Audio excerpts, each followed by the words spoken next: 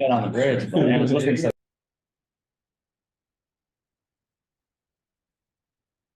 Good evening, I'm calling the meeting in order. Welcome to the October 11th, 2023 meeting of the CB11 Land Use, Landmarks, and Planning Committee. My name is Jason Villanueva, and I am the chair of the committee.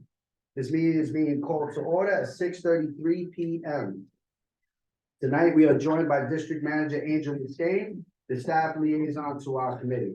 In order to conduct an efficient meeting, let's observe a few ground rules. No one may speak until granted the floor. CB11 members, if you have a question about board business or wish to make a motion, please raise your hand through Zoom.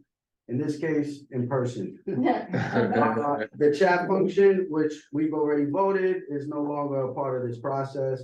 When a member is given the floor to speak, I will identify you and you can unmute, you can speak. And once you're done with your sentiment, please allow the answer to be relayed. If you don't necessarily agree to the answer, request for a follow-up on the question, we'll allow it if time permits it. Please keep your questions and comments distinct and germane to the discussion. Members of the public, if you have a question or comment about the subjects on the agenda, please just raise your hand. I'm not asking you to call roll. Adem Briha, Here. Devin Cronshaw, Present. Kenneth Crouch, Here. Jessica Elliott, Present. Jessica Morris, Late. Nelson Arama, Present.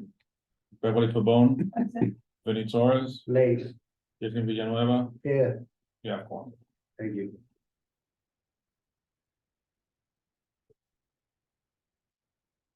All right, let's keep it moving. All right, we're going to adopt the agenda. The agenda for tonight's meeting was distributed ahead of time by the board office and was posted online. If there's no objection, we will adopt the agenda as stated. Committee members, if you object to adopting the agenda, please raise your hand. Seeing no objection, the agenda for tonight's meeting is adopted. As it relates to the adoption of meeting minutes, I apologize. My laptop got submerged in that flood. Needless to say, I know it's so convenient, all right? The fact is the fact. So I may be wanting to show you the wet piece of paper. That's the extent I'll get you the meeting minutes from last month's meeting, preferably the full board. Okay, moving on with the agenda, announcements. Announcements. Liking them ready, informational updates. Yes, no, sir. Well, it could have been under the announcements. The elections committee has opened up the nominations period. You roughly have 2 weeks to nominate your candidate. Please send it to cb11elections@gmail.com. And please use the form that was provided. Thank you so much. Yes, sir. Angel.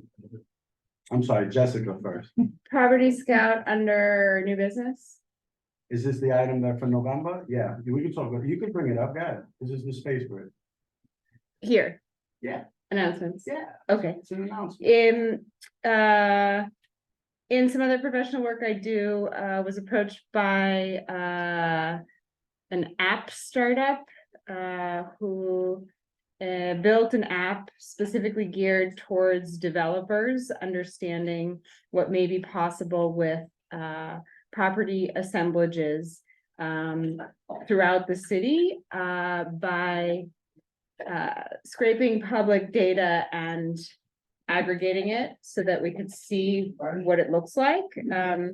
They have offered to extend use of the software to us if we have interest in using it to better understand what the East Harlem landscape may look like beyond what we can see currently built. So if that's something that we wanted to take advantage of, utilize, I have a call tomorrow and I'm going to try to understand a little bit more about what that entails, but I think it is a great opportunity to have access to tools that the development community will ultimately pay for, which we could avail ourselves of at no cost to have a better understanding of various citywide zoning text changes and other things that add up around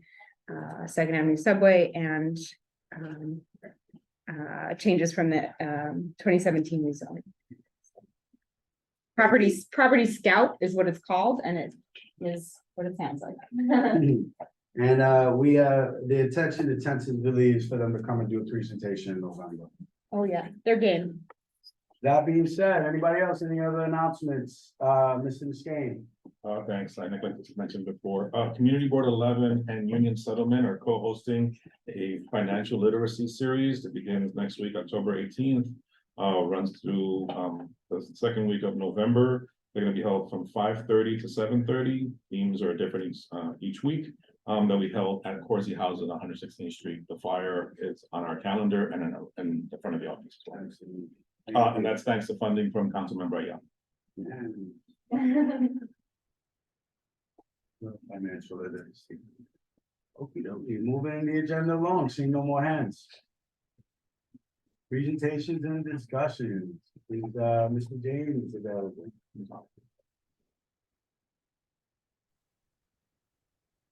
Angel, can I share my screen? Yes. There you go.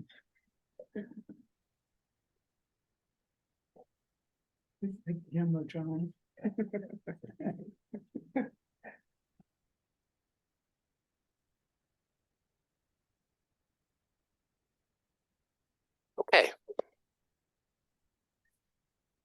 So I was asked to put together some information, not only about the application that's in front of you, but a little background information on how we got here.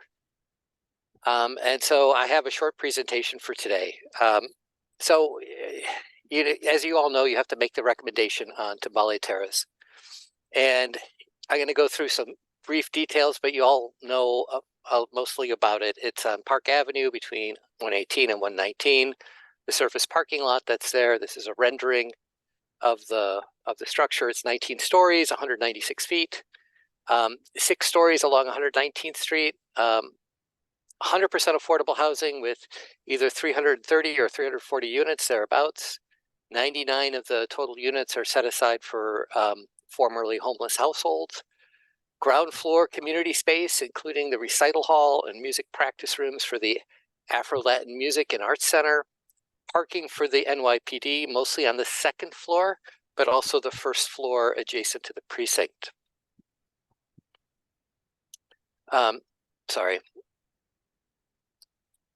Housing details, 100% affordable.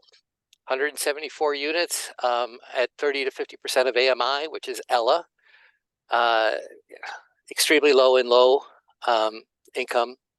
66 units at between 50 and 80% of AMI. 99% of the units are formerly homeless. There's no market rate. There's nothing that's more than 80% of AMI. The mix is 97 studios, 139 one bedrooms, 78 2 bedrooms, and then the 16 3. All right, so 99 of the units are for supportive housing for the homeless. There is space in this building to provide services to those who occupy the formerly homeless units.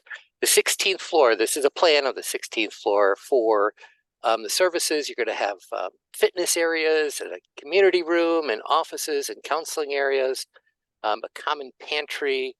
It occupies the entire 16th floor, and it also has access to the patio on the 16th floor because that's where the setback is. And so it'll have this extensive outdoor area ringing the outside of it. And so this project has been a long time coming. So in 2011, this committee started a land use and rezoning study for this part of the Park Avenue corridor. This is a snapshot of the final report. But basically, it was the surface parking lots and the viaduct were seen as a problem. And developing the parking lots would bring vitality and more safety to Park Avenue. Community Board 11 asked for this area to be rezoned. You've completed this report with recommendations. You handed it to Department of City Planning. And you also included into this report this concept called mandatory inclusionary housing, which was something that was not a part of New York City policy or zoning at the time. And the idea was that you would have required affordability in new developments and permanent affordability. And so these were done so long ago, they were given to the Bloomberg administration. And Bloomberg did nothing with them. It was at the end of the term, and there wasn't enough time. And I don't think he would have anyway. But after de Blasio was elected, he announced several neighborhoods for neighborhood rezonings. These neighborhood rezonings would map this new concept called mandatory inclusionary housing, which was in the report that East Harlem gave to the city. East Harlem was announced by the mayor as one of the first neighborhoods to be rezoned in his 2015 State of the City address. And the announcement was kicked off what would become the 2016 East Harlem Neighborhood Plan. And this plan, there are lots of plans that are out there, but this plan was different from all the others. And that is because this was the speaker's district, and she funded a real planning study, and it was led by 4 project partners, none of which was the administration. So you see these plans that come out of it, but ultimately they're produced by DCP, who work for the mayor. And this was produced not, they were included, but they'd made none of the decisions. And it involved dozens of community-based organizations. Here's a list of all the involved organizations. And by New York City standards, this was a real community plan. And it was supported by real and extensive public engagement and process. And, you know, these were just snapshots that were in the plan, but, you know, there were hundreds of people that came. And I think Beverly is here, right? In the plan. And, you know, so the plan was broken into these 12 topic areas. It was comprehensive.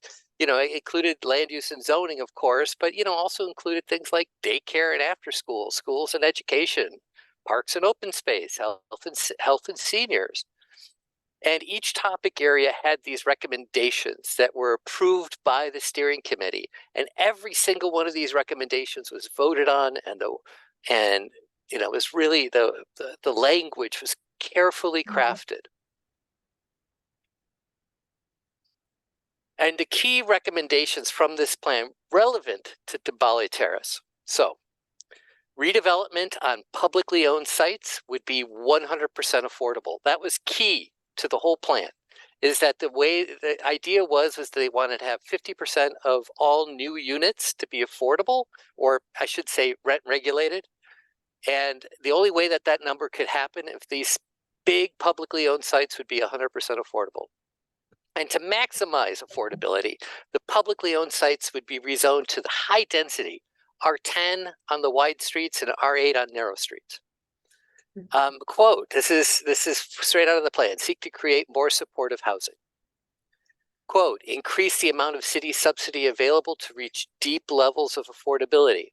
And then specifically on the public sites, require maximum and deep affordability, require permanent affordability strategies, require open space, community facilities, and housing for the homeless. So Timbali Terrace was rezoned in 2017 along with the rest of the Park Avenue corridor. It was rezoned to R10. And in fact, if you look at there are different FARs and heights assigned to each of the sites. Even though they're both R10, this site is an R12, is a 12 FAR district, whereas across the street it's 10, and to the south it's 7.2. This is the highest. More density was permitted here than any other nearby site on Park Avenue. Because this was a publicly owned site, and because the East Harlem Neighborhood Plan called for maximizing density on these public sites, that's why this one was picked out as being a 12 FAR building. Yeah, but that didn't stop in 2016. In 2018, this committee studied massing alternatives for the public sites. This was one of the massing studies that we studied for this site. This looked at the program for this was essentially 100% affordable above. You would have parking in the cellar for NYPD and on the second floor. The community facility also was on the second floor, and then this idea had ground floor commercial to activate the street. It was taller. It used a tower on base building form instead of the quality housing building form that they're proposing there. And we figured about 257 units as opposed to the 330 because we assumed slightly larger average unit sizes. And also at the same time, we were discussing affordability programming at the site. We went and we looked at all the other 100% affordable developments that had recently been built in East Harlem. And, we learned that, with a larger building, it's expensive. It's hard to get to the deepest levels of affordability. Like Sendero Verde has some, 130% because it's a, really big development. But Acacia Gardens could go 40%, formerly homeless, because it was, a less expensive building form. So Tabali Terrace is very similar to what this board asked for and worked over the past 10 years to make happen. Land use plans are implemented through zoning and RFPs. So we develop the plan, you implement it through zoning and RFPs, exactly like what happened here. And there are always differences between the plan and the implementation, but in this case, those differences are very small. The East Harlem Neighborhood Plan asked the public sites to provide supportive housing, maximum and deep affordability, permanent affordability, open space, community facilities, and housing for the homeless. So, land use planning takes years and even decades to implement. But the ideas, goals, objectives are all moving targets, right? They're constantly changing before the plans are implemented. And no community board is bound by the earlier plans or the decisions of your predecessors. But the best time to reconsider those objectives is before the RFPs are issued and certainly before the application is certified. Because that's the implementation process. If you need to redirect it, you want to redirect it before you start implementing it. And as a planner in New York City, I've got to say, genuine local land use plans like East Harlem Neighborhood Plan, they're extremely rare in New York City. And city agencies implementing local land use plans are even rarer still. And approval from this committee and this board demonstrates a commitment to locally driven land use plans and partnerships with city agencies in implementing those plans. The disapproval would be a rejection of the efforts made by your predecessors and would likely mean future community-led plans would not be seriously considered by city agencies, or at least that's my belief. Either way, I think you could still adopt conditions to be used to address the details, things that aren't achieved. That's all I have. Thank you, George. Any questions from the committee members? Public. Can you present the resolution?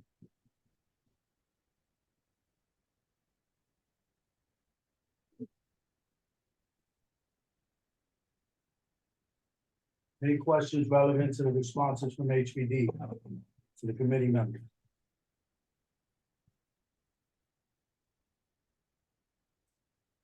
You have a hand raised in the Eva Chan. Let's stick with the committee first. Anybody got questions for the HPD responses? No? Okay, Eva Chan? We'll do Yes, I have a question. Can you hear me? Wants to make a statement, and then we can make statements. Go ahead. Yeah, so I'm a little bit surprised by this presentation because I read through the East Harlem neighborhood plan and there are quite a few things that are being requested for in the plan that is not being satisfied.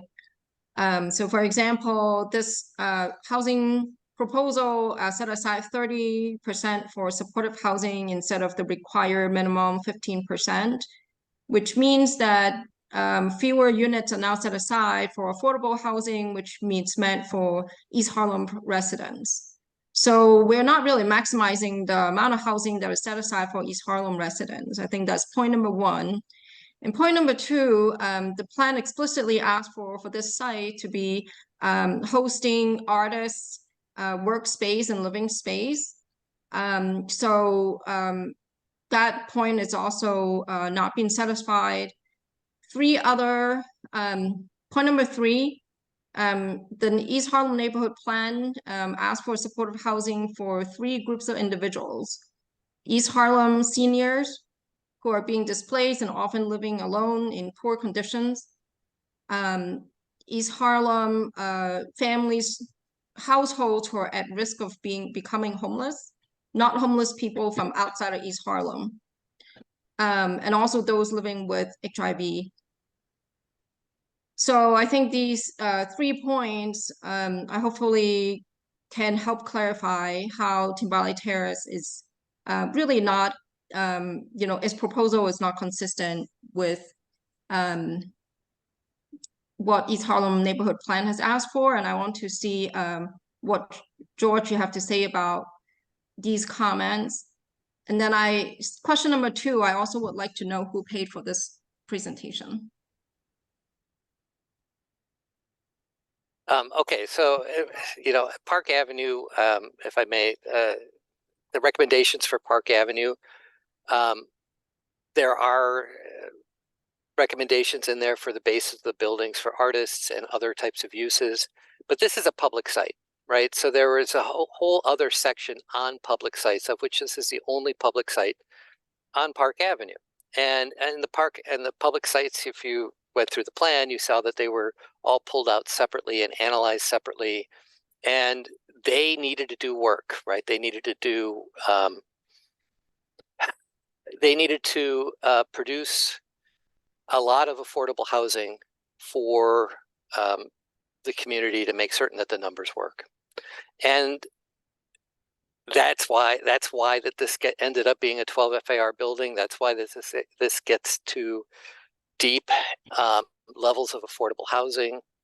And then, regarding the comment on supportive housing, you are absolutely right. It talks about supportive housing for these different groups, HIV/AIDS, seniors, but it also talks about housing for the homeless. And it's very clear that housing for the homeless is a high priority in that plan. And that's what this is. Now, I guess, somebody could say that this isn't the right type of homeless. Or they're not from East Harlem. Well, I mean, that's fair. I mean, that The plan asks for those from East Harlem. Indeed, and to be directed by the community board. And I think that is a condition, if this board believes that it could consider adding.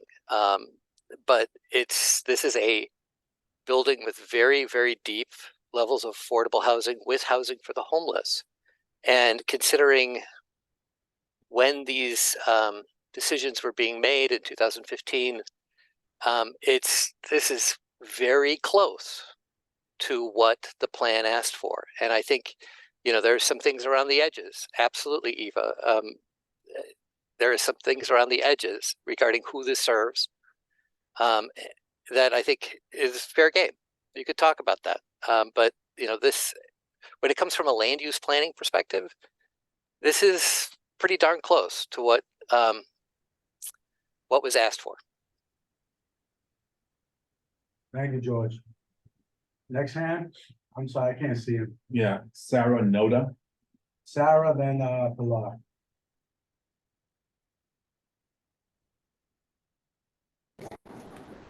Hi, can you hear me? Yeah. Okay, great. So I also have concerns about how this particular project fulfills what was in the East Harlem plan. Particularly in the East Harlem plan, it specifically states that the sites on Park Avenue should be prioritized for artist housing. I don't see in this plan that any housing is set aside for artists. I'm also concerned because nothing here is designated for senior residents. So I feel that, as the project is right now, it actually really doesn't fulfill what the spirit of the East Harlem plan was asking for. And again, a big part of the East Harlem plan focused around arts and culture and creating an environment that is conducive to artists being able to live in this area. Let's see here. And I'm also curious about what kind of practices will be in place, because this project really only truly sets aside 30% of apartments for East Harlem residents. And I'm curious as to when those apartments turn over, what reporting practices, checks and balances are going to be in place to ensure that those few apartments that are for Harlem residents stay and continue to be for Harlem residents as they turn over. Let's see here. Okay, I think I hit mainly on my main points, so thank you. The law. Hola. So I guess I have some points and comments too. So one, I want to just say, can you hear me? I just want to make sure because I have my headphones. Yes, we can Thumbs hear up? you. Okay, good. So one, the East Harlem plan, as great as PowerPoints and I was one of those people who were not in support of the East Harlem rezoning plan. And I thought a lot of the work that was done was created in favor of the former council speaker. And so again, I think here are some of my concerns. I think they were mentioned, like you're not addressing your seniors, like for our people from our community who are being displaced, because it is happening at a large number.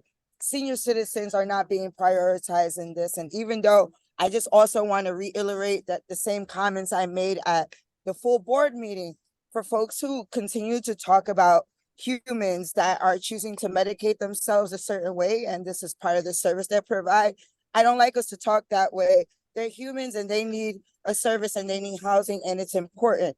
So I'm like half and half with this, and I want to say why.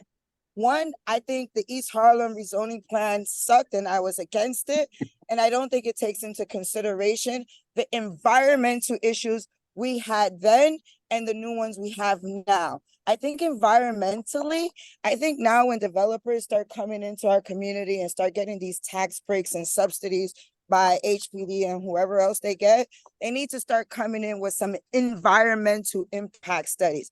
I need to see how this is going to environmentally impact our community, because you might have seen all the flooding. I'm learning that a lot of our flooding doesn't necessarily have to come by the rivers, because the way New York was built because of capitalism, we are also on streams underneath us. So I have a lot of concern with all the building, and I've said this to the mayor's office when the mayor's office came to do his flood resilient program. I said, I think we're sinking.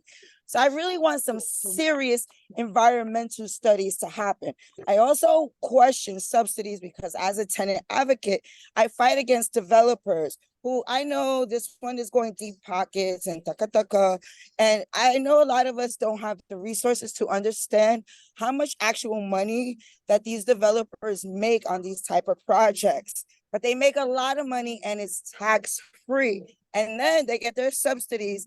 And after the 15 years, which is most of your affordable quote unquote housing in New York, the subsidy is only good for 15 years. And after 15 years, the tenant's required to pay market rate if the developer chooses not to continue to collect the subsidy. Now, I know that in our plan for East Harlem, it's supposed to be long-term affordability. And again, you can't force developers. Look at the private people like Target, who have now breaking their lease at the mall. You cannot, and you'll be held up in legal battles, because I'm in a legal battle right now with a developer in Brooklyn who is collecting all the subsidies, even committing financial fraud. And I'm not saying this about this. I just really want us as a community to start really paying attention to the environment around us, especially since we have the highest rate of asthma, the air quality. There's literally buildings being exploded, blown up, all this. And then with eminent domain coming with Second Avenue subway, shaking the repair of the Park Avenue corridor. I really want us to pay attention to the environment.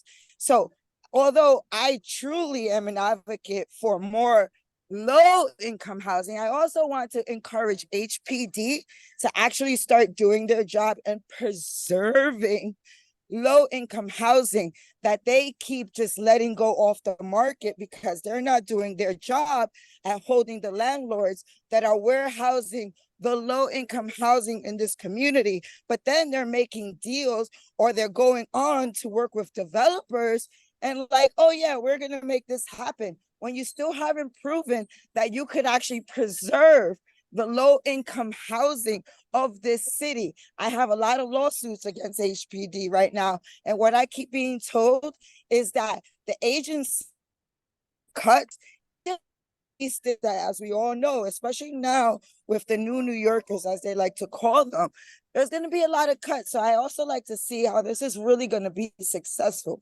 Again, I'm not against us creating housing for humans that need it, because housing is a human right. What I am concerned about is the environment and exactly how these developers are profiting. And yeah, they give us a little space here and there. Like, I'm trying to find a space for senior citizens to have a workshop, and honestly, it is challenging. Yet I have all these quote unquote spaces, especially in the community, by new developers, but I don't have access. Like, also, I'm also curious, and this is my final point, like, if developers were so excited about our community, I'm also curious, why didn't this come up when Children's Aid, right? Children's Aid, when the developers bought that and decided we're going to build asthma clinic, where were the developers in helping us create another Children's Aid, like a real, no Monsanto, whatever the fuck they're going to build there, excuse my language, but like, come on. I just see this as a person who has been 10 years working against landlords and the real estate industry. I can foresee this doesn't benefit us the most, even though we love to talk about, oh my God, it's going to be a great, like, I love that band, the orchestra. I love the education is going to bring. But the reality is, our community needs more than that. And especially when it comes to our environment, because when all that NYCHA residents that we are dealing with, because we have the largest in this community, when the environment starts to work against us, what's going to happen then? The developers are going to just hold us up in court. And that's my final Thank you point. for HPD. Can you speak to the environmental impact study that you have to do for the project when you acquire the SOE for the foundation of the building?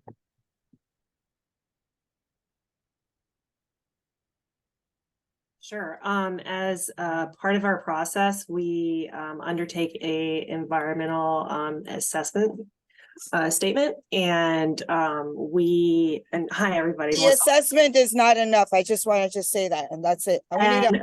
We do a thorough review, environmental review, and issue a negative declaration before certifying. And for this project, we did the environmental review and found no significant impacts. So a negative declaration was issued. Thank you. And sorry, this is Felipe Cortez, Assistant Commissioner for Planning and Pre-Development. And first of all, thank you folks for hosting us tonight. It's a pleasure to be here again. I just want to add a few things to Melissa's response. In addition to the environmental assessment that we performed for this project, the building has to be in compliance with the latest HPD design guidelines and resiliency guidelines that we just came out this year. So in that sense, the project will be in compliance with those. We'll need to follow rigorous construction methods. Part of the sewer system on this site, which currently is a vacant parking lot, is going to be renewed and will be updated. So potential flood mitigation elements will be incorporated as part of the process. More deep details on the type of construction that will be employed. I believe the team is here tonight. So if they can provide further details, that would be great. This project will be built following passive house standards. So that includes an extra set of environmentally friendly elements, and will make the project and the surrounding area more resilient. So we consider the environment very important, and that's why we are constantly reviewing our design and construction guidelines and to make this project more resilient. And not only this project, but the city at large. All our projects are following the most updated design guidelines that we just, again, came out, I believe, early this year. Hope this helps. You believe? Okay. I'm gonna take two more questions, one board, one public, and then we're gonna move forward. Beverly, and then, I'm sorry, your name? Elizabeth.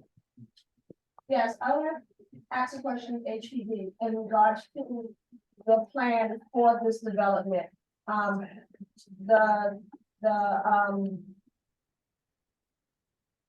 When you did your RFP, was it specific to what type of population the 1515 would be considered for this project? Because there's a lot of different populations, and I just wanted to know whether y'all were adamant on sticking with just one group of the 1515 population. And you're asking in the RFP itself. Yes. So in the RFP, we did not prescribe a program or a population to be served. We noted the goals of the East Harlem Neighborhood Plan, as well as the East Harlem Visioning Sessions. And then we received submissions from development teams based off of that content in the RFP. So would the development team pick the type of population that they would address? Was it up to them? Yes, So, sorry. I'm sorry, go ahead. You're muted. Still muted. Melly, you're muted. Unmuted herself was yes. The answer was yes to your question. That it was up to the respondent of the bidding is the one who made the presentation, and there was multiple respondents, and HPD made a selection of what they determined is the best case scenario to fulfill the guidelines set forth through the RFP, which is also public information and can be obtained from their website. But you could go, Philippe. Thank you. That basically, in a nutshell, what you just stated is correct. We, as Melissa was mentioning, we receive a lot of proposals.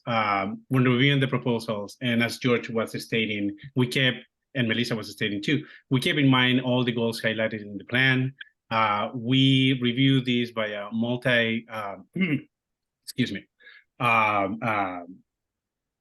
not only planning, but BLDS, which is our building and design team, financing.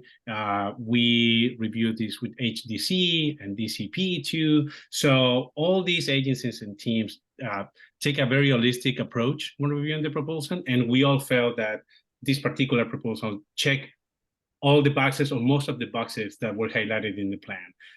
Incorporated homeless set aside, incorporated 1515 units, incorporated deep affordability, great ground floor activation plan for this section of Park Avenue, which will activate the site pretty much 24/7. We'll put eyes on the street on this section of this avenue, which right now, only hosts vacant parking lot used by the NYPD. it comes with great services for the tenants. Regarding the specific question about who decides the population, that comes again as part of the proposal. The development team is the one that proposed the population that they want to target. Right now, the population that the applicant team serves in better capacity is the one that we have communicated so far. I believe the team is here. They can speak on that. They are trying to target single adults, which includes the definition, give us a lot of flexibility and allow us to target young adults, seniors, single males, single women. So the flexibility is there. This is not going to be just one specific group. It gives us a whole myriad of opportunities. So with that said, I hope that my explanation in cooperation with Melissa and what you just stated, Jason, helps address the question. Is there a point of information that you think this process can I add? I'm sorry, I'll recognize you after Elizabeth. Sure. You asked your question, what's your name? My name is Mark. All right, Mark. We'll answer Elizabeth, and then as far as the person's hand that was up, not the new hand. We'll acknowledge Sean, and then Mark can speak, and then we gotta vote. Is that fine? Because we've heard a lot of the commentary, and we've had public sessions on this project since June. And we've allowed a lot of opportunity for the public to not only state their concerns, which we've acknowledged in this resolution when we get to the opportunity of speaking towards that, but also written testimony has been submitted by both public and this board. Well, yeah, I went on break in June. I just want Elizabeth, to go highlight ahead. that. Thank you, Pilar. Elizabeth, go ahead. I have two questions. If the standard is 15% supportive housing, why is this proposal 30% supportive housing? And why is the population not for seniors or homeless families? And then I had another question. I can address that question. So our priorities for the project were. I'm sorry, Dan, we know you. Oh, I'm Everyone sorry. else doesn't know you. Thank you. Yeah, I'm the CEO of Lantern Organization. We're the development nonprofit behind the proposal. So when we came up with the proposal for Timbale Terrace, our starting point was the East Harlem Neighborhood Plan and the community visioning report that was done in connection with this site. So we had a couple of goals. One of them was to address the stated need and preference to create supportive housing units. And in our experience, in order to have a truly great program, you need to have more than just 15%. Our professional opinion was that by having the 99 supportive housing units, we're able to bring far more resources to the building, because it allows us to afford things like specialized employment and education counselors, health and wellness counselors, nutrition specialists, and a range of different specialty programs, in addition to enhanced security for the building. So having that scale for supportive housing was important for the quality of the program, but also, we wanted to address the need, and we know there's a tremendous need in this community for supportive housing units, so we wanted to include a significant number if we could. And then the other priority, of course, was to create extremely low income housing, which comes with a requirement for having a 15%, as you noted. But I will also point out that while 30% of the units are supportive housing, the low income units include 1, 2, and 3 bedrooms. So we're expecting around 660 people to be living in this building, of which only 99 will be supportive housing tenants. And I had a number 2 question. Who paid George Jane to make this highly biased presentation? George James is the land use consultant for Community Board 11. As posted on the agenda, he's been working with us for years and years and years. That's a response to your question about who paid for it, not in agreement with the statement of bias. Thank you, Angel. Sean, and then Mark, and then we'll move on. Thank you very much. My name is Sean Hill, and I'm representing the Harlem Neighborhood Sorry, Block. Sean, hold on a second. So when Yes. the cross-talking happens, that owl machine there goes crazy. So if you want to cross-talk, go out, please. And if you want to make a statement, raise your hand. If you don't get to speak, send it in writing. There's no closed door policy here. It's open. Thank you, Sean. Please speak. Not a problem. My name is Sean Hill, and I'm representing the Harlem Neighborhood Block Association. And we stand firmly with Community Board 11 and our goal of supporting our seniors. We firmly believe that East Harlem seniors are at risk of displacement. We believe that the Harlem seniors that are our neighbors, our grandparents, our friends, and our colleagues built this community and deserve quality supportive housing in Tambale Terrace. We urge the community board to support East Harlem seniors for their work, their effort to make this a great community. And I am appalled and I am frustrated that HPD did not follow the recommendations in the East Harlem Plan, which specifically said support for at-risk seniors in our neighborhood. Those are the backbone of this community. They deserve, I should say, support, and we hope Community Board 11 will support those seniors. Thank you so much. Thank you, Sean. I'm sorry, Mark, before you go, Jessica, Me, you had your hand up. I do. Yeah, you're on the committee, you speak before the public. Thanks. Please speak. I just want to, I know we've been talking about this for a very long time. I think I want to just identify other developments that are in the pipeline in the area. And I want to point to Lantern and the opportunity of concentrated ownership as something to be positive with regard to stewardship and the adjacency of Schaefer and Prospero Hall to this development. So that's one aspect. I think Ascendance, Carmen Villegas Apartments with 216 affordable senior housing units at East 110th Street and Park Avenue in the pipeline, supported also by HPD. We'll hear more about that as it comes online. 216 affordable senior units. Las Raíces with 52 units at East 122nd Street and Park Avenue. And the Fortune Society's Castle 3 with 82 units for formerly incarcerated individuals on East 123rd, just west of Park Avenue. That adds up to 350 units. And a neighborhood of a composition that is about what I understand a heart of East Harlem to represent in welcoming and affording space for people who may feel unwelcome elsewhere. So those things are in the pipeline, and it adds up to a place with a heart and a spirit that I think is not about saturation or concentration, but about a great place that is a neighborhood and a community where all people feel welcome. So Thank you, Jessica. in the pipeline. Mark.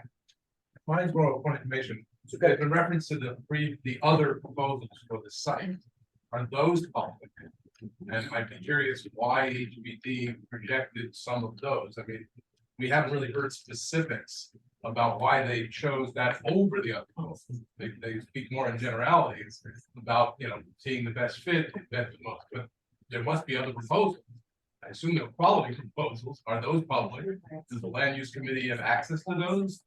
And we know really why one was chosen over the other.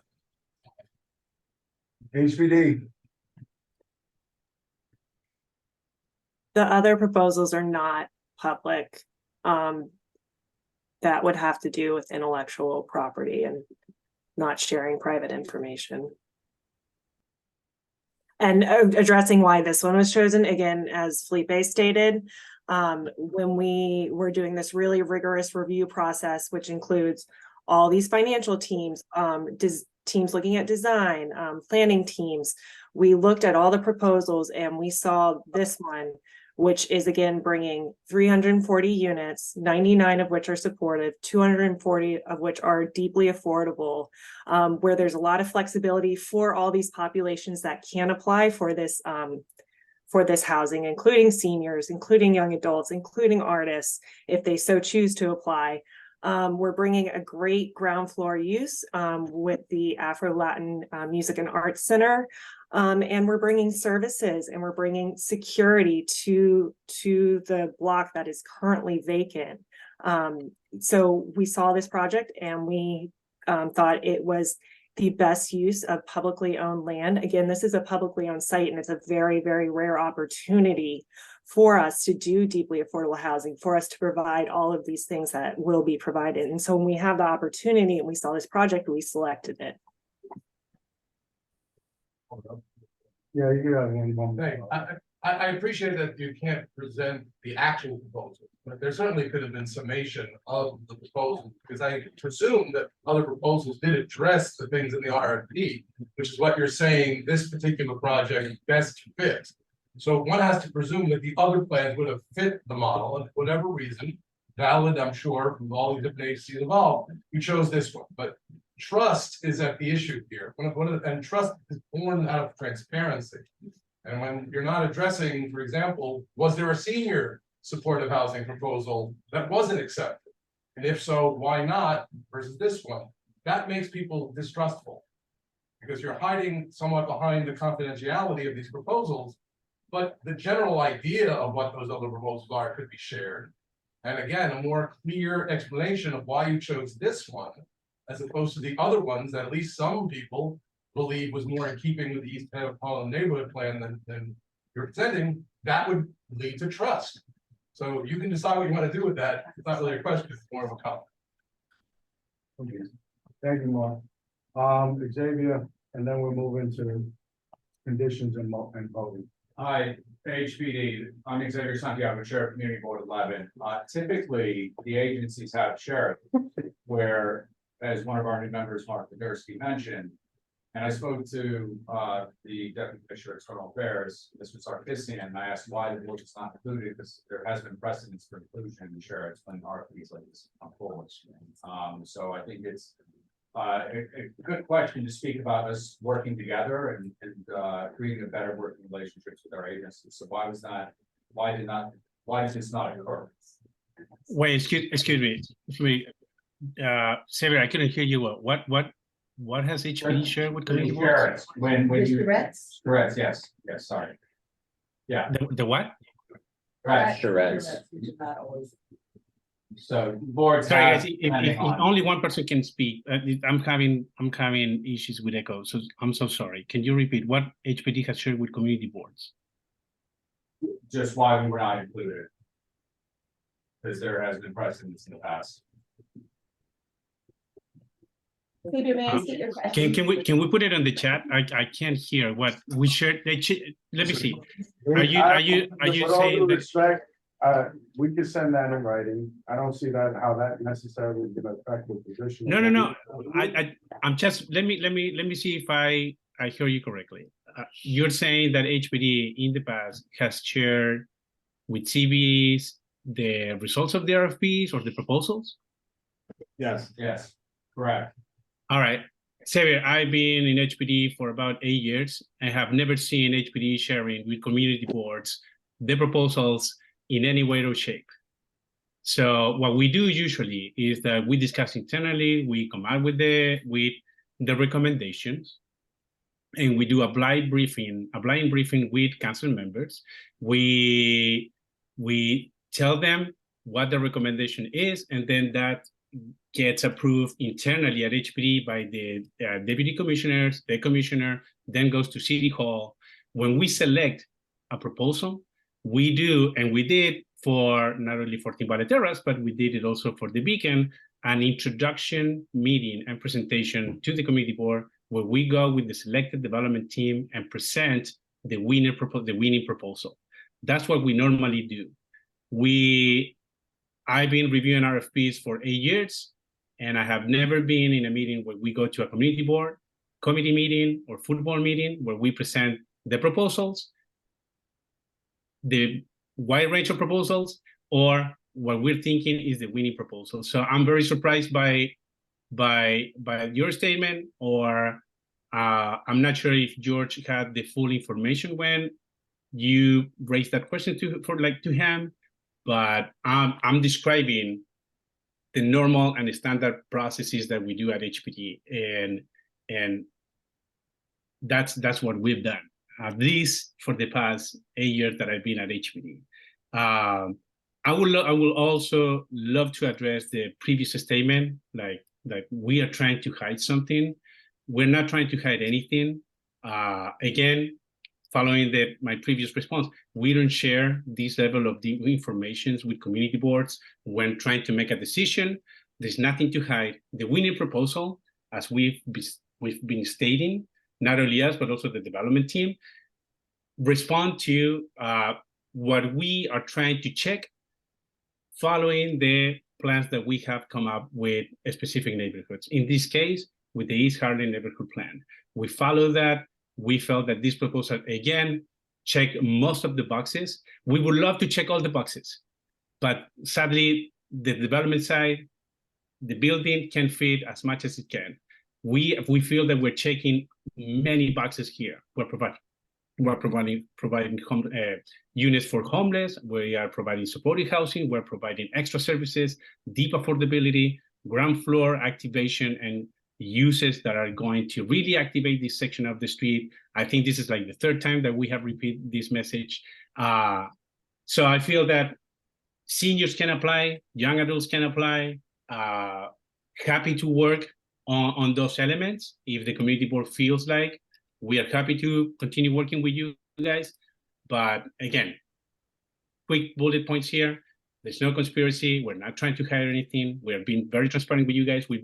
I think HPD, Manhattan Planning should have an office there next to Angels. We've been with you guys since April of last year. So plenty of opportunities to exchange information. That's all I have to say, folks. Thank you, Philippe. Jessica, Elliott. No, just, you can probably have to do it before. All right. Hi, everyone. My name is Jessica Elliott. I just have a quick statement. I'm an architect. I serve as vice chair of this community board, and I'm grateful to serve on this land use, landmarks, and planning committee.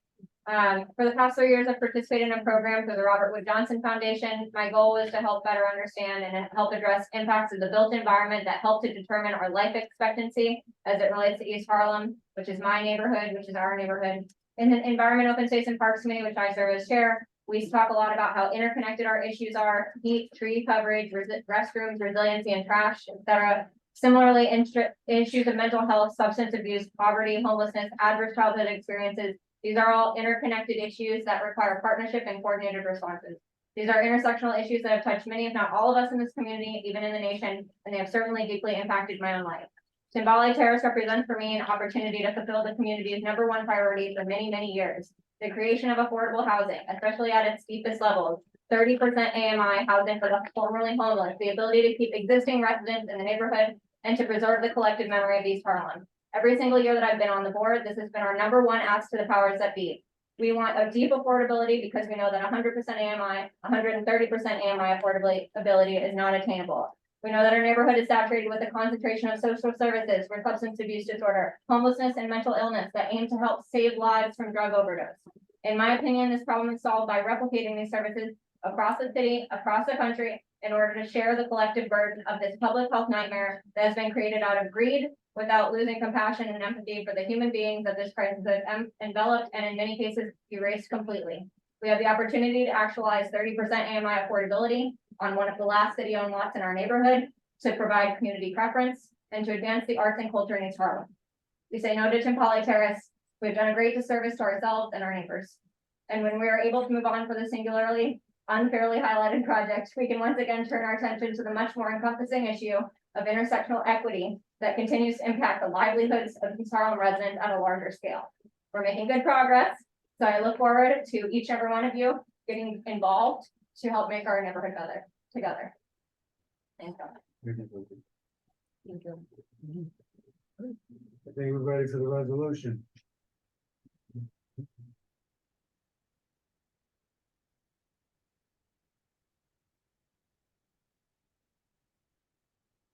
I think it's important to look at the considerations prior to, because regardless of how this committee decides whether to support or to not to approve or disapprove the project, these conditions should be made a part of. So it's a long resolution. You want me to just focus on the conditions? Just to the condition. The resolution itself is rememorializing the project. Which again, this is all public information. Yeah, Jessica. I had a question about number 6, whether that's legally I possible think for us to let's go request. through one, let them read it out loud, and then I'm with you, because I think number 3 covers number 6 already. But I know that was added, because I want the committee and the community to be part of the process. Yeah, that's not part of it. That was a no. That's okay. It's okay, that's why I sent you the text where that note where you went into metrics is covered in, yeah, well, let Adrian read it, if you don't mind. All right, so, I can't speak from there. the resolution begins with a long list of whereas clauses explaining the details of the project. Once the committee has voted on it, and if the committee adopts it, then it'll be posted publicly. I will read, as directed by the chair, the resolved section. Resolved, which is a recommendation from staff to the committee. Resolved that Community Board 11 recommends approval of land use application C 240046 HAM and C 240047 PQM, otherwise known as Timbala Terrace, with the following conditions. That 1, the developer commit to the extent legally permissible targeted outreach in partnership with local community service organizations serving the formerly homeless and other low-income residents of Manhattan Community District 11 to ensure broad local awareness of the housing opportunities offered by this project. 2, the New York City Department of Housing Preservation and Development, the New York City Human Resources Administration, and the developer commit to prioritizing applicants displaced from Community District 11 for any residential units set aside for eligible formerly homeless households, particularly single adults with children, seniors, survivors of domestic violence, and single young adults aging out of foster care. 3, the developer commits to CB11's local hiring preference guidelines, which sets local hiring targets of 35% for pre-construction jobs, 35% for construction jobs, 50% for post-construction hiring for residents of Community District 11, and 35% of the total value of all contracts being awarded to businesses located in CD11. 4, that the developer commit to proactively establish partnerships with local workforce development organizations to source qualified residents of Community District 11 for employment opportunities created by all phases of the proposed development. And 5, that the developer establish a community advisory board for the Timbala Terrace property to be facilitated in collaboration with Community Board 11.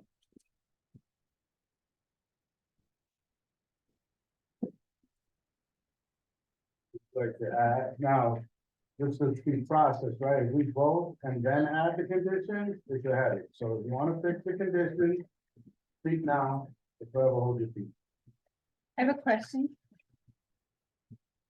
About the community, the purpose of the community advisory board for the Timbale Terrace property would not be something specific to, it would include a member of Community Board 11 or thereabouts and other members of the Timbale Terrace community. I'm a little bit confused about what that community So advisory board. we already comprises have, of. I can speak to that. We already have a barrage of CABs, community advisory boards with local, private, and or public organizations within the district. It's been brought to our attention that for whatever reason, there wasn't a cab with Lantern prior to this project. There was complaints that Lantern wasn't quote unquote responsive or coordinative. Fortunately, we did not see that as of June. That being said, Lantern has already created a cab, has already started having meetings. This is a formality, so it doesn't get forgotten after they get some sensible acceptance, if accepted.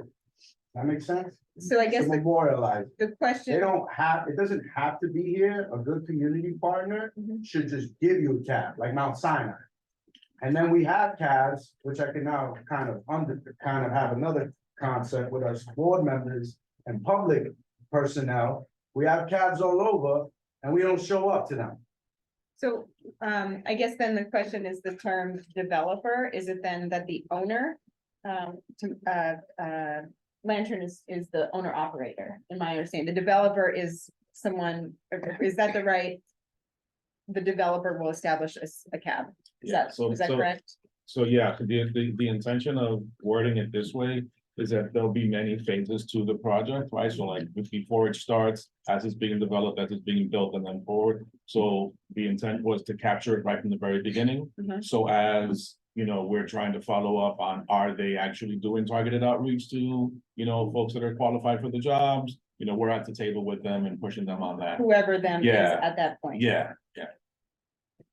Thank you. Sure, if I could, Jason, so on the second, condition, just wanted to speak a little bit about that. So it's been, you know, mentioned a number of times in meetings about community preference. And it is a very, commonly stated preference of any community, including ours, that any opportunities offered in the community be not just available to our neighbors, but that there be some kind of preference wherever possible.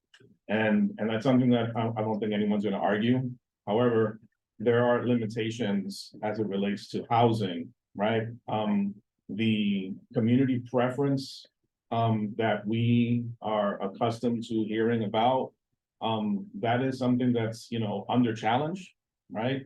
There are folks, you know, that oppose that concept, that are raising, you know, concerns about it possibly violating fair housing. So it's something that we're of course super happy to have, and we'll continue to be happy to have, you know, while we have it. But we're very fortunate to have it. However, it doesn't mean that it applies to everything. And as it relates to supportive housing, it doesn't apply. So what I was trying to get at here is, how can we figure out a way, right? Working with, you know, the corresponding agencies and the, you know, the property manager here, and local organizations that work with the homeless, the formerly homeless, to, if we can ensure, but at the very least, will ensure in process that folks are aware of the project, both, you know, the developer, the community partners that work with the homeless, and the homeless themselves, right? Homeless households themselves, that they're aware so that they can indicate, we would like to live here. We would like to not just remain in East Harlem, where we may be homeless currently because we were displaced, but that, you know, we want to live in this particular project, right? So we can't guarantee them, but if we can work within what is legally permissible to put them on that, you know, on that path towards being able to reside here, so that to the extent possible, if not all, then certainly most of the people that are going to occupy these units are people from our neighborhood already, right? We can't say, you know, we could say it, but it's not gonna happen. That 100% is gonna happen 100% of the time. It's just not within anyone's power. But we certainly can get creative and work in partnership with these agencies to make it a priority of all, you know, a collective priority to not just raise awareness, but encourage and, you know, and clear the path for folks in the neighborhood that have been displaced, that are currently homeless, to be able to find a home in East Harlem if they choose to remain, and in this project if they so choose to be, if they're interested. So that's what we were getting at with this. And there are a number of organizations in our district, right? Like, that's often, you know, commented how over-serviced we are. Sometimes sometimes people criticize that, but the thing is, a lot of the services are necessary. Not to say It's that not a there real aren't service for not to say that there aren't displacement. challenges. We don't really have real services to assist with displacement in our community and our city. And so I hear you, Angel, and So there are organizations that work, that do street homeless outreach, that look for placements for folks. And the challenge that they're always going to face is, where can they place? So if we have opportunities like this or other opportunities like this, how can we connect those that are doing that kind of work, or seeking to do that kind of work in the neighborhood with the opportunities that are being presented in the community. And community land trust, we could be doing that with community land trust, and since the developers are getting a good deal, they should be giving some sort of reparations back.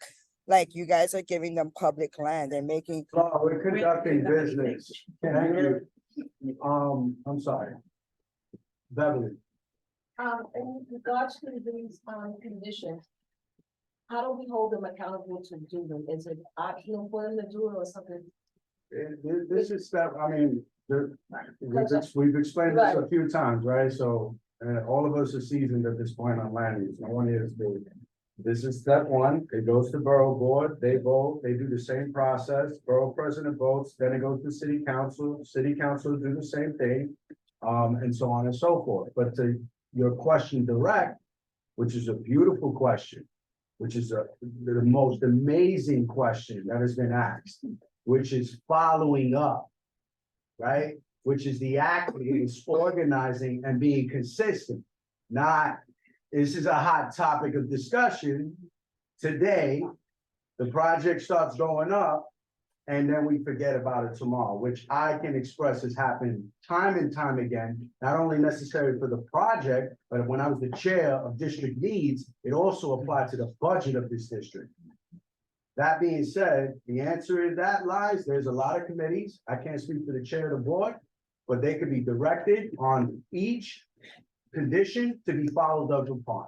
I know that this committee is gonna follow up on the CAB process, is gonna follow up on the conversation with HPD, not necessarily about pre-ULIP, which was the first of its kind, and the last year with these projects.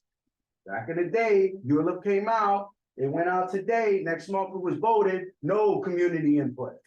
Right, this project is unprecedented in its sense, and we've had a lot of community input. I love it.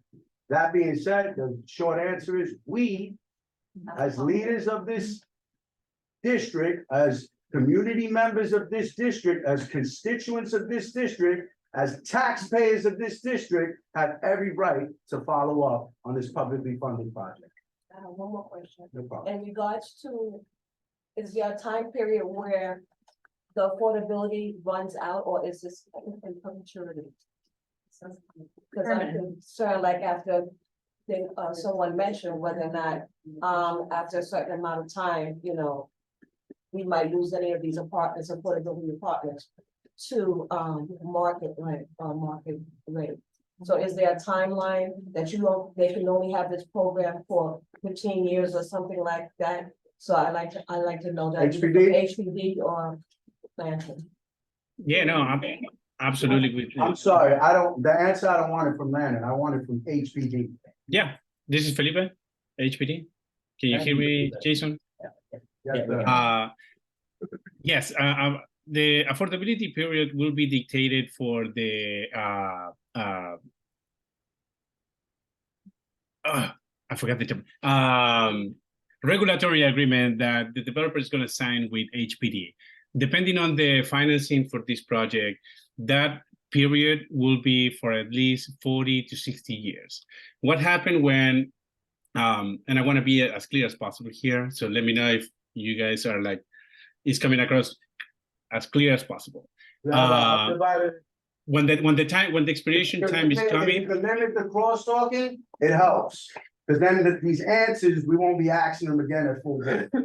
Perfect. So for at least 40 to 60 years, when the time is approaching, the expiration time is approaching, HPD reaches out to the developer and asks them, do you wanna continue with the regulatory agreement or not? If the developer decides not to, they will need to pay it in full, what is commonly known as a balloon mortgage interest payment. That is an interest rate that has been accruing for these 40, 60 years that the developer has not paid. But if eventually they decide to take these units out of the program, they will need to pay immediately in full. That means that the developer will need to pay, depending on the project and the amount of units, around 15, 20, and plus $1 million in cash the next day. what we have seen in all these many years is that no developers has chosen to do that because they prefer to keep the units affordable. And the period automatically renews for, again, 40 to 60 years, and that keeps going and going and going. In addition to that, we have other tools such as what is called the reverter. It's a new tool that we have that is basically, if we discover that at the end of the period, there are some incompliances with the program, HPD has the capacity to take the land and the building back to our property, and we can preserve the units back in the pipeline, and we can designate a new property manager for the units. So that's for now 2 tools that we have to guarantee the renovation of the affordability period or maintaining the units affordable. Hope that helps. Can you tell us again what, I'm sorry, I couldn't hear you, the name of the second process? I heard the first one, not the second. What was the name of it? It's called the reverter. I can send it to you. Let me find the specific term. But it's a new tool that we developed recently, which is basically allowing us to take the land and the property back to us if we discover that there are some uncompliances with the program. Does that answer your question, Beverly? Yes, thank you so very much. Any other questions? Jessica? No? Questions, comments, edits, deletions, modifications? I'm listening for a motion then. Jessica? Motion to support the recommendation of approval for land use application C240046 HAM and C240047 PQM Timbale Terrace with the conditions stated 1 through 5. Second. Jessica Morris. Vote. Adem, Yes. Devin, Yes. Kenneth, Yes. Jessica Elliott, Yes. Jessica Morris, Yes. Nelsa, Yes. Beverly, Yes. Vinny, Yes. Jason, Yes, the motion carries. thank you. Any other business? Henry, will you call? You ask for your vote? I think I was here. Yeah. No, I'm getting confused. No, I was. The I next, certainly was. our next item of discussion is the statement of district needs. If there's any recommendations from this committee. Our standing one is constantly to be involved with the EULA process. At the time it was digital last year. As you can see, we're probably more involved than we've ever been, which I love. Like I said, I've been coming to the meeting for 10 years and I've seen more people in the last 6 months. So I think it's amazing, right? Both with Zoom and in person.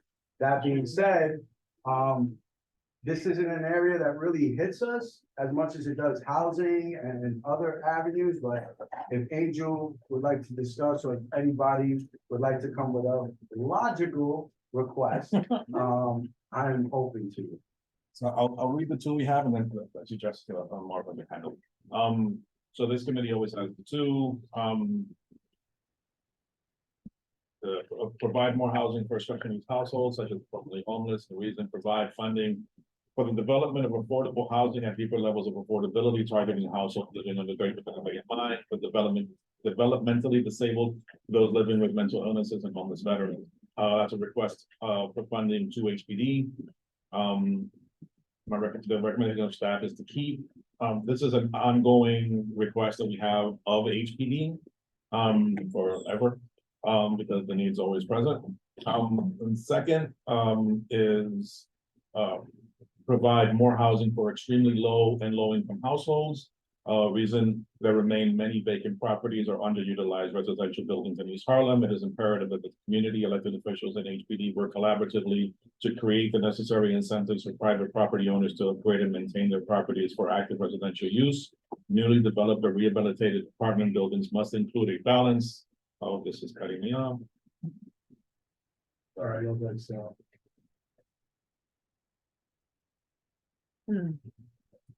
Spreadsheets. A balance of mixed income units that also include a percentage of units for low and extremely low income households. We had one edit before I hand off back over to Jess. Ms. Bev, that I then re-edited just to make it concise. So just changing language on the reason for the first one, provide funding for the development of affordable rental and cooperative, English doesn't know how to spell rental, rental and cooperative housing at deeper levels of affordability target households.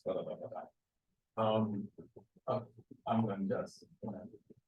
Sounds great. So Jessica Moore and Elliot.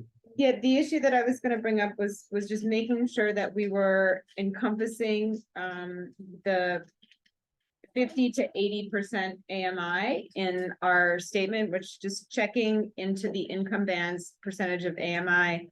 Very low extremely low income is 30 and below, very low income is 31 to 50% of AMI, and we all understand that that is not necessarily a good measure of anything AMI. And low income is 51 to 80%, which is workforce housing. And often if there isn't a stated want for that band specifically, you get a kind of an 80-130 split with development because it's easy to do and to finance. And I think that would be a loss for East Harlem as it continues to grow, here. So making sure we have it covered in extremely low and low income households. So thanks. More, Elliot. Not a adjustment to these current requests, but just a statement regarding, as we all know, we all have other committees, and one of the committees, Environmental Constitution and Parks, has asked DSNY to previously, and for I think a couple of years, to clean vacant lots. I think there's some lots, at least in my vicinity, that have activities happening that they're just not being taken care of and can sometimes be a little dangerous. So if anyone is aware of a vacant lot that needs to be cleaned, if you could please email me at eosp@cb11m.org so that I can make DSNY and the city aware. Thank you. Thank you, Jessica. Great up. Public? No request for funding for the community? Thank you. Let's go, we'll move on. No, we have hands. Oh, God. I can't see any. Yeah, so Felipe on the panelist side, Felipe Cortez from HPD, and then Sarah Noda on the attendee side. Yeah. Felipe? Yeah, no, I just want to share, I found the term and I have a slight correction, which is a great correction about the reverter. So if I'm allowed to share it quickly with you guys. So the reverter, the term is an extended affordability reverter. That's the term. And it's actually an extended affordability reverter. It's a deed restriction, which allows the city to re-enter and take possession of the site, land and improvements, if the development team does not agree to extend the term of the affordability beyond the initial regulatory term. So in a way, the city now has more teeth, bigger teeth, to kind of push the team to actually renew the regulatory period, which is, I think, is and us as a board, knowing that if Lantern or any developer slips on that, we get every opportunity to oust them and hold them accountable. Thank you, Felipe. Sarah. Thank you, folks. Sarah. You put your hand down. Thank you. I think. Yeah, I'm sorry. I forgot to put my hand down. All right, it's no problem. Would love to meet you guys in person one day. I'll be a full boy. I think I'd love to come too. I'm here with my 3 kids in dinner time, so it's a tough time for us. Excellent. I think the requests that were made were great. Again, to the committee, thank you for your hard work. As it relates to this application, I know it was very contentious, but I think that we came to a diplomatic resolution, and we'll continue to have conversations with our elected officials as it relates to this matter. One item that I have on my agenda that I think is a goal, and some things that I've been discussing with some of us, is to get into the stage of, if we went from post ULUP, where when I first started this board, literally the ULUPs were certified, and then the day of we were voting on them, to 60-day review period, to now pre-ULUP, the reach, and I'm looking forward to working this out with HBD and our staff and our chair, is to build a more cohesive relationship with HBD that we could get involved during the RFP process. To some degree, maybe there's a cab effect to it. I don't know the necessary term, but something where you can manage and respect the intellectual property rights of developers, but at the same time have transparent, earnest human beings from the community. And I think this should go citywide. But if CB11 wants to be the first to take it on because of what's been brought forth by this district, I think that's some of our interests, and we're going to try to do it diplomatically through informal discussion. And if we don't see action, then of course we'll move into a resolution. That's my take for the day. If anybody else. No, you don't have to vote for budget request priorities at the committee. No, please do. I mean, Angel likes us to do it. Somebody will say they didn't say this, but yes, we can vote on it. Jessica Morris. Is there, I know this is way old business, but is there anything with regard to the ECF project that should be stated in the budget request? Not right That's now. all taken care of, that's all Right now, understood? no, but from what we understand, the project. Dollars The are project is on a halt.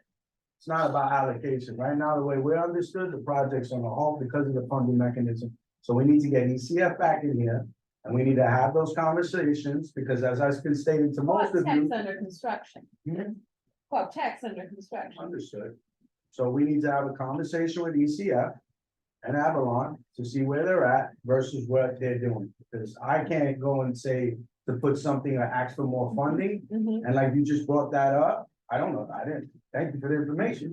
Right, when we talked about it last week, that wasn't stated. So the information is always new and improved.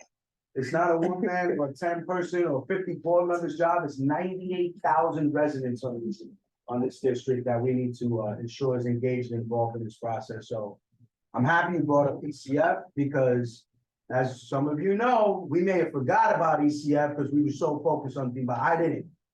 And there's a lot of other projects. Excel on 125th Street and Park Avenue, as of right? Affordable housing. I don't hear no outcry about these projects. And these are legitimate projects that the community should have a seat at the table, right? So that they can express these concerns and that the developers can be held accountable.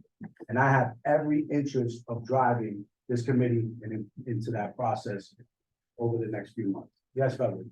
And in regards to developers that have, as of right, there's nothing in that we can like have them come to us at all. You just tell us that, hey, I'm building this and just FYI. I mean, the answer to your question is yes, if they're a good neighbor, and the answer is no. That's when grassroots organizations can organize nonprofits and protest and other things can happen, right? Yeah, The community has a voice. Yeah. It doesn't stop at the board just provides advocacy. The membership is really out there. And want to change something after they do. They do it all the Yeah, time. yeah. They do it all the time. But so far, like Excel's been a good in coming and speaking when they decide to be full, but there's a lot of other developers, right? I was just walking by a project that we approved last year. I see equipment there. I don't see no activity, right? And that's a concern because to me, just like what Jessica was bringing up about vacant lots that aren't being managed, what about the projects we approved? Why aren't they being built? Right, but if I'm stressing a project that's been in a pipeline that was talked about for 10 years, for 4 months, how can we do that work?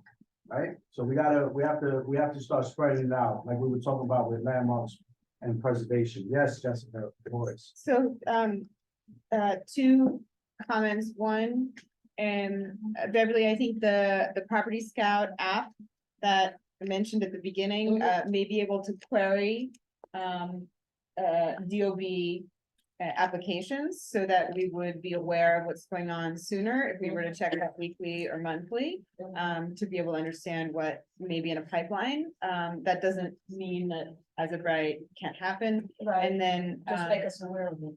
perhaps, I don't know.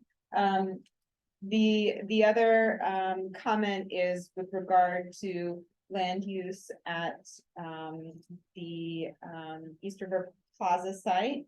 And I know it's a loaded, contentious discussion that I'm sure will happen at full board, but I just want to, from a land use perspective, suggest proactive consideration by the community for alternative tenanting and uses, such as recreational facility use that may be able to benefit East Harlem residents, where I become aware of, and something to discuss amongst other committees at the board, Medicare, Medicaid waiver that's in process at the state level that would allow for something called social prescriptions for medical providers to prescribe activities, recreational activities for people as part of a health component, and that be accessible and paid for through insurance. So it's something that happy to talk more about, but I think being proactive on the land use, landmarks and planning committee here about what the future of that site. That's a beautiful point, because to some of you that don't know, Target is leaving, right? Those of you that do know, the executive committee met and passed a resolution asking Target not to leave. This land use committee needs to look at the actions that were taken for that property to be obtained. And there's conversations, though, that people are concerned about Target, which is listen to each his own. I'm not a big fan of big business, big corps. I like my small businesses in the district. But to each his own. You like Target, you want the Target to come to your door, great. The East Plaza, there was always a discussion of them building affordable housing. Right? And that seems to be the more focus of the community is on Target than the affordable housing. And that's something that we, as a land use committee, which I love that you brought it up, Jessica, because it was on my hit list, but it was gonna be for next month. Since you brought it up, it's just a conversation to start having. We need to start looking at other properties and these are projects that were approved 10, 15, 20 years, some of them before I was born, which is not too long ago. I'm a young man. I guess the moral of the story is we should look at some of these projects where we're seeing some issues or challenges with tenants, et cetera, that I think housing and economic development need to get ahead of on a proactive basis. And at the same time, simultaneously, land use could coordinate with them and provide some recommendations and assistance. So the outcry isn't about big core Target is leaving. Okay, what about the 5,000 people that are gonna be homeless because of the Second Avenue subway? Or the other issues that are in the district that we're seeming to kind of lose the big picture on. So sorry, Yeah. can I just clarify, I think there's a what's built condition that, exists. And I think our committee, as a parcel of our board, can consider things, and the consideration of what type of activity there may best replace what we're losing, as a way to activate our voice. I think feasibility wise, housing is cost intensive and wouldn't happen fast. The suggestion that was made today was an invitation to an organization like Chelsea Piers, which has multiple outlets to provide recreational, activity. Would there need to be some sort of community benefit? Would we want to be at the table in making a suggestion like that? Absolutely. Would it potentially benefit, our community? I don't know. Is there a potential for exploitation? Sure there is, but I think to actively engage in what, vacancy is not good. We know that. What could be good, what could be best in the immediate term, and then going back to what the drawing board looked like when that came to be, and saying, how can we advocate for the best possible future here if what was promised was, taken back or changed, and market conditions change. Whatever the corporation is doing is not what we can control, but we can participate in the narrative and be proactive about what we want to see here in the future going forward. So just. I agree. Thank you, Jessica. I'll definitely speak to the chair of economic development. Morris, Angel, That's Elliot. Elliot, I've been calling her all day, sorry. Elliot, Angel, and I'm sorry, your name? Delia. Delia. Gonna, motion to support our recommendations. Perfect, thank you. Second by them. Thank you for keeping us on track. Like, yes. Adam, Yes. Kevin, Yes. Dennis, Yes. they're approving the two budget recommendations. Oh, yes. Jessica Elliott, Yeah. Jessica M, Yes. Nelson, Yes. um, Yes. Benny, Yeah. Jason. Yes. motion passes. Was you putting me back in line too, Angel? It was that, and I just wanted to remind the committee, in case it hadn't caught it in the news, that the mayor's been pushing out his City of Yes proposals, humongous citywide proposals.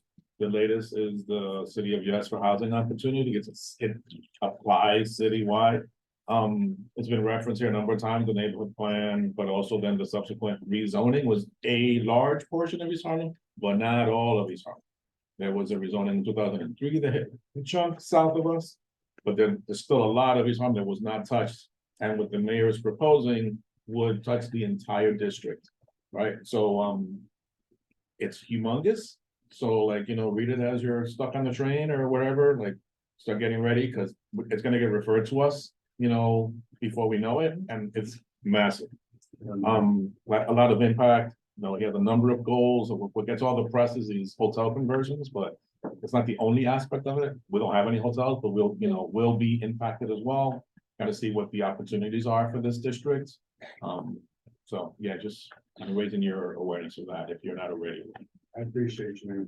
I'm not expert by any stretch of the imagination on that.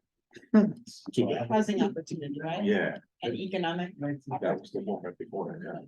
Angel, could I just say, Trevor, DCP? Oh, there he is. Economic opportunities. That's a huge one. I highly encourage everyone to read up on it since it's some. Trevor, can you introduce yourself to the? DCP.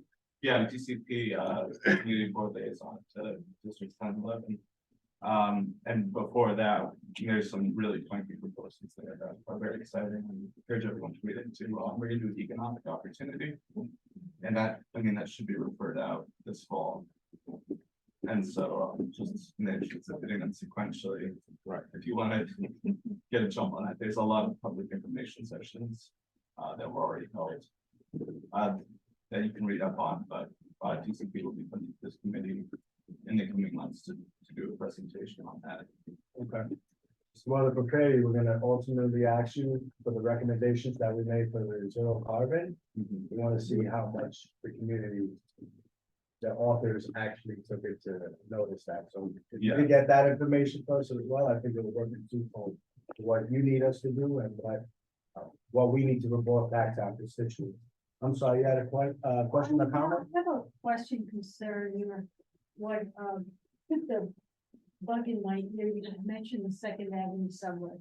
And I was, I have a concern with infrastructure, to East Harlem. Second Avenue subway was a concern to me, and also, the NYC ferry, right? We have this pier at 102nd Street in the East River. And it's my understanding that Governor Hochul I don't know, she said we should allocate $10 million to East Harlem, I believe, for beautification. So I don't know a lot of that. Well, I heard $10 million is coming to East Harlem for upgrades and something. So as community leaders, I just want to ask, what language and conversation is around that? Because I don't understand why the last stop for the NYC ferry is in a district, in an area that's where all the 1%, a lot of the 1% live.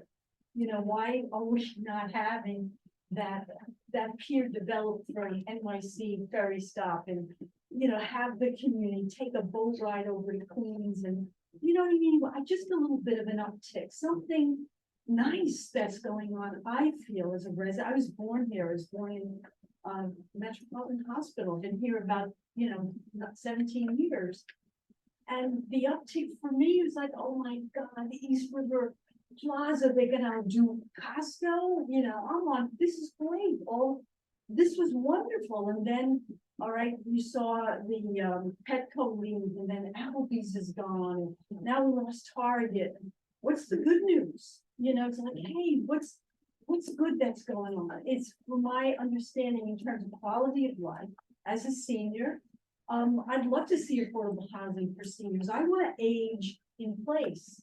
We all want to age in place, and I just would like to see and feel it a different feel for East Harlem, that it's not synonymous with drugs and crime and things that are negative. I would just like to see it lighter and people happier, and we have so much talent here. I walk past buildings and my jaw drops at the artistry along buildings along 125th Street.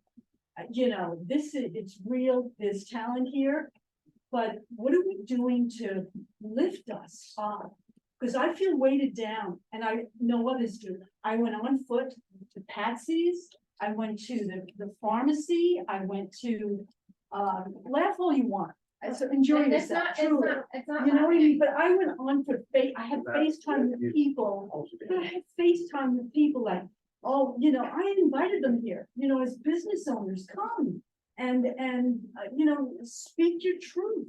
I understand the efforts and energies and talents for what it is you're doing, but I'm still part of the community, as others are that are here, that show up and want to speak up. We may not have the intricate knowledge and experience and time in as you do, and I respect your time to do that, but at the same time, we're all feeling very differently. And if I can't speak my truth and how myself and others feel, I wouldn't be doing us all a disservice, so it is what it is. Thank you for your comments. Hold on, Morris. Elliot. Go ahead. I know she was gonna make Yeah. points to the ferry. Yeah, I'm so sorry, I laughed under my breath because my friend here you're involved with Patsy's. Yeah. So it's just the connection, I giggled to myself because it's nice to see connection in there, but sorry. To the ferry point and the East River Esplanade stuff, we talk about all those things at the Environment, Open Space and Parks Committee, since it's, a park space on the waterfront. And we meet on the first Thursday of every month.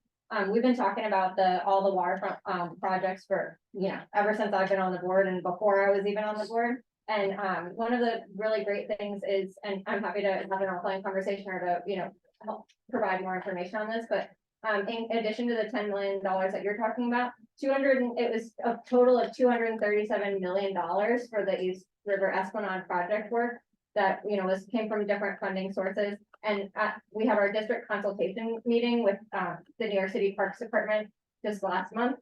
And that was actually the highest amount by far that any community district in Manhattan had received from the Parks Department because of the concentration of effort on that district from, I couldn't tell you the exact streets, but there's a ton of work on there, all the way up the East Harlem waterfront side. And it's actually continuing up to 145th Street.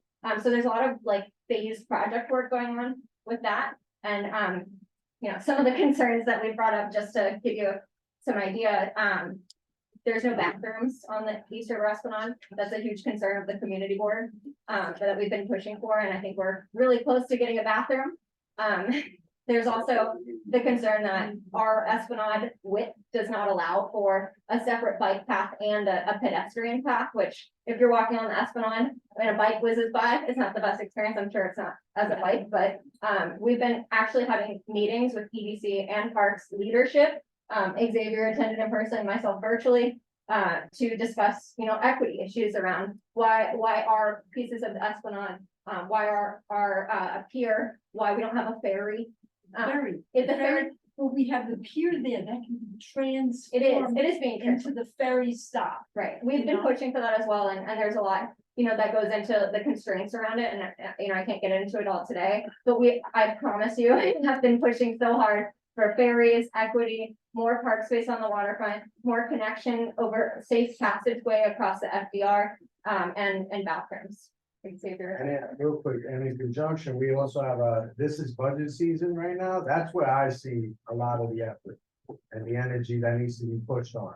Is to the elected officials and the administrative agencies on the funding that's coming to the district, which is some of these challenges that you're speaking to, because when the private sector falls, right, that's when it unfortunately tends to slum out a community or make it look bad. And that shouldn't be the case in a city like New York or in Manhattan, right? In comparison to other boroughs. So that's what we're doing. Well, I can't speak for my other members here, but I'm a volunteer. There's no election, there's no chat. Right? I'm here for 4 hours with you guys when I got my 2 little ones, right? And why? Because I love talking, right? And that's the effort. And I love seeing anybody, regardless of race, age, stage, whatever term you want to say, another human being that has come from East Harlem, and you telling me that you've grown up it, that's amazing. And I think that this is, I think that this is the space, this is the space that allows the opportunity for us to cross paths, cross differences, some things we're gonna agree on, most things we might disagree on.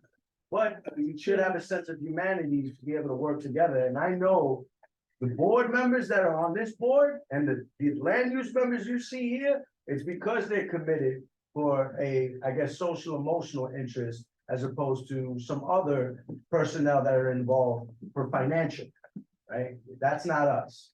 So that being said, Chair. Yeah, thank you, Chair. Really, it's no easy task, land that this was a crosstalk for these. I know we're all tired. We do this because we love the community. We want to have positive working relationship with the community. I was just over at CEC, Education Council over there. Just myself, Nils, our former chair of the board, we go where we're called. We are volunteers, we're not paid. If I had another person say, you should get your salary back, I'm like, oh, I had a salary? It's true, but I think the thing is, we care about the work. It's not easy. We had a meeting with Steve Andrew Kimball about the whole Esplanade, and that I immediately got on the phone with our former assembly member, now Secretary of State of New York, Robert Rodriguez, and it's now on his radar because we're trying to solve these problems. I was once advised by another former chair. He said, one person making a complaint, it's kind of crazy. 5 people becomes a meeting. 50 or more becomes a movement. And so what we ask is for everyone to work with us. And it's very important to hear, which is why we're reaching out. And again, accessible. I'll give anyone here my card and I'll get on the phone. And Jason will tell you, Jess will tell you, even Angel will tell you, I'll stay up late at night working early in the morning. Then Nilsa, they've all seen it. We care. We're not perfect, but we care and we want to do what's right by the community. And I appreciate this, Thank you, Jane. I'm sorry, Jessica. I know you had your hand up. That's I would okay. love to go home. Me too. So, did you get your granola? I want to know. So just point of clarification, thank you for your voice. And I think, David, what came to my mind was, should there not be a community coffee like regularly scheduled during like once a month on like the 3rd Friday or something like that, to encourage constituents to be here and engage in conversation about what matters. So, and then just point of clarification, the ferry lines do not completely end at East 90th Street. I ride all the time, and from my experience in riding, they're so responsive to feedback and input and want the ferry system to work and serve and be equitable. The connection from East 90th to Soundview and Ferry Point serve Bronx residents in an incredible way. It's not East Harlem, but it is a recognition of the incredible opportunity for serving all populations in that mode of transportation. The island So- of Manhattan, the last stop is 90th Street, and I feel as though East Harlem is bypassed. You know, I just don't see the infrastructure, this neighborhood, infrastructure should be there. There should be effort around that. Oh, I was excited to see a Chipotle. Do you know what I mean? A Chase Bank. I just feel like this neighborhood is, you know, they snub us. And that ferry bypassing East, we don't deserve an NYC ferry stop. That's ridiculous. I'm sorry. I just feel as though they look down, the powers that be, and it just feels that way. That look down on East Harlem, you know, and it's always a negative associated with East Harlem. Always in the papers, you know, Delia, when are you gonna get out of East Harlem? I don't want to go out of East Harlem. I'm gonna stay I here. love it about here. The Orange Line is a great. Xavier, make your point about the Yeah, coffee and then So we probably can saw go. my chair report, doing cafecito, coffee with the chairs, and we're rolling that out to other board members who. I put this in my chair report earlier, where we're gonna actually go to various parts in the neighborhood, just like we do with our full board. Where we're gonna encourage them to get to meet us, get to know us, and to those people who have flexibility that are just sitting, that are members to join and listen to. That's something we rolled out since COVID, and Justin can tell you as well, like, I like to connect and I want others to connect with 50, so we can bring it all back into the fold. So thank you for mentioning, that's great. And if we don't do any of that, y'all all welcome to come in I'm here every month. Land use is here. This is public and we'd love to have you. You know, like, what would be great to see flyers up, you know, like posted, like, hey, a CB11 meeting. Because a lot of people don't even know about it, really. I mean, I'm part of the community garden and such. It seems like there's, you know, it's not as marketed, right, to the community to get involved, you know, like what's CB11, you know, just posters up on. Work on our outreach. So it's a fair point. I remember even when there was a Randall Island Golf Center, they had a shuttle. And the last stop was 96th Street. So they operated a golf center in our district. And I used to go there, but I'd have to walk or take the bridge and go where all, you know, and there were a lot of Neils on the bridge. I was younger and I gotta go to 96th Street and catch a shuttle. And you know, even like, tell me too many other neighborhoods where Target closing would be a big deal. I think if Target closed in Tribeca, where they have one, nobody would blink an eye. And it says something about our quality of life here, that a Target closing is such a big deal. I mean, and it's actually depressing that we care, if I'm being honest. I mean, in another neighborhood, they were like, well, we got 10 other stores, we got a Whole Foods there, we got this. Here it's like, now Fine Fair and these other stores are gonna price gouge us even more.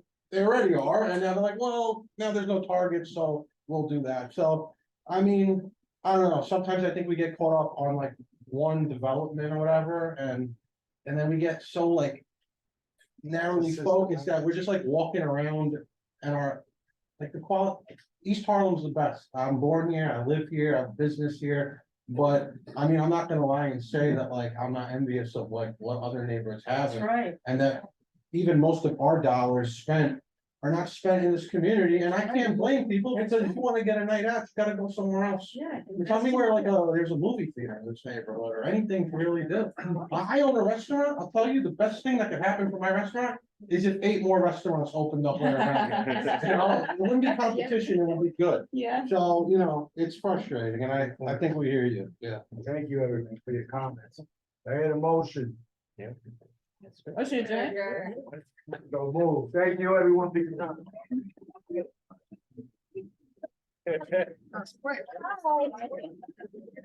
I had my diner fixed. Good day, I thought. Oh, no,